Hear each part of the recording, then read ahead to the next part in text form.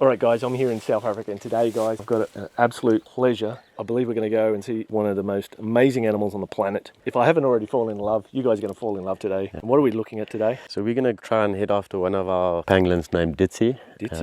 She's been rewilded now a few years. So one of the most impressive things, I think, on the way in, we actually seen a lion, so we must remember that we're in a big 5 game park, right? Yeah, absolutely. Safety and first. This whole area, how big is this area? We're 23,000 hectares. So it's quite substantial. It's huge, yeah. So when we're talking about finding a pangolin, we're really looking at a real needle in the haystack, needle right? in the It's haystack, definitely 100%. a needle in the haystack. Yes, yeah. Obviously, you guys have got radio transmitters on it. That's going to make it a little bit easier, so we're going to be cheating a tiny bit today. A little bit. Can you explain the reason why there's a radio transmitter on the animal? So as part of the program, we have the satellite tag, so that will ping in every hour. What we'll do is we generally work out when that animal's first activity starts and when it ends over the first once we've started the hard release. And once we kind of get an estimate, then we'll shut it down because the tag's obviously costly. So every time it pings, if it's underground, it's obviously using up a lot of battery life. So we'll try and work out that animal's rough activity and then set the tags between those times that it's active. The VHF is obviously with our telemetry set. We'll pick up on signals. That's just for obviously hot potato, pinpointing hot potato, cold potato type situation. Yeah.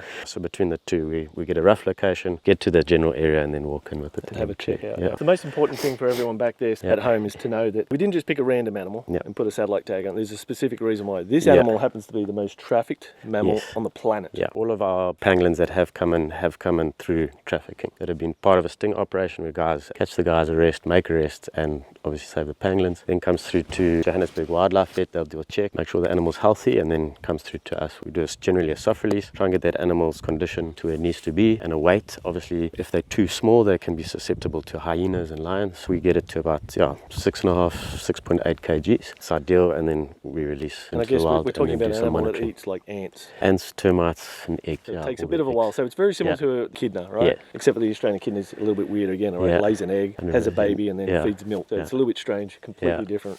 But very similar niche market, right? So it's eating on the bugs, all the ants and the termites and the eggs and that. I don't understand what the fascination is. Looking at them animal out in the wild, to me, is absolutely, it's bringing tears to my eyes thinking about it. But to think what people are doing to these animals on the thought process that it has some magical power, just like a rhino horn, really different cultural beliefs and medicinal purposes, and delicacy, and even eating the meat. So the meat, the scales, every part of it's used in some crazy medicines. And well, let's hope today, guys, you guys fall in love with these beautiful animals and make a contribution to help the pangolins. There's a link below in the description. Make sure you hit that. Thanks for watching. Thank you.